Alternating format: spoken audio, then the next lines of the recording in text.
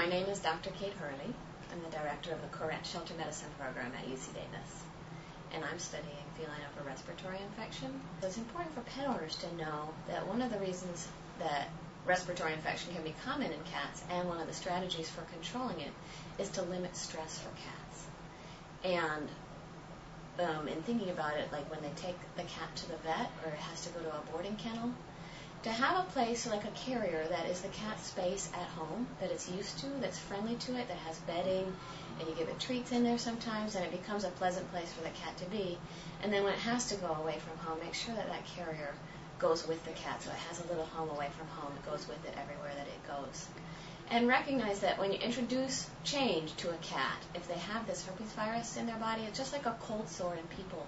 It can erupt with symptoms when they're stressed.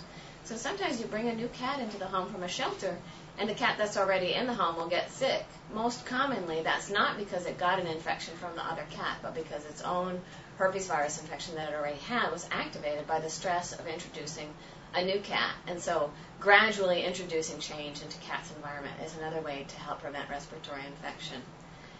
The other tool that we have is vaccination. So when cats get their annual or every 3-year vaccines, that includes vaccination against the 2 most important viruses associated with upper respiratory infection in cats.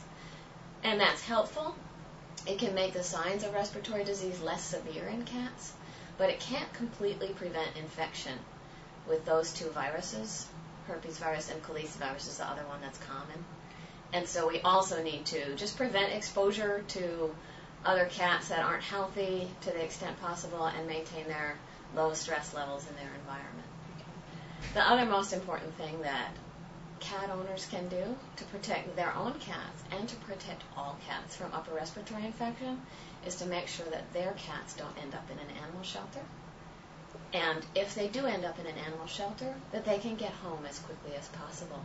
And that means 2 kinds of identification on every cat. That is an external ID tag, that if a neighbor finds the cat or an animal control officer should pick the cat up, they can call them right away and get the cat right back home without ever even having to spend time in a shelter.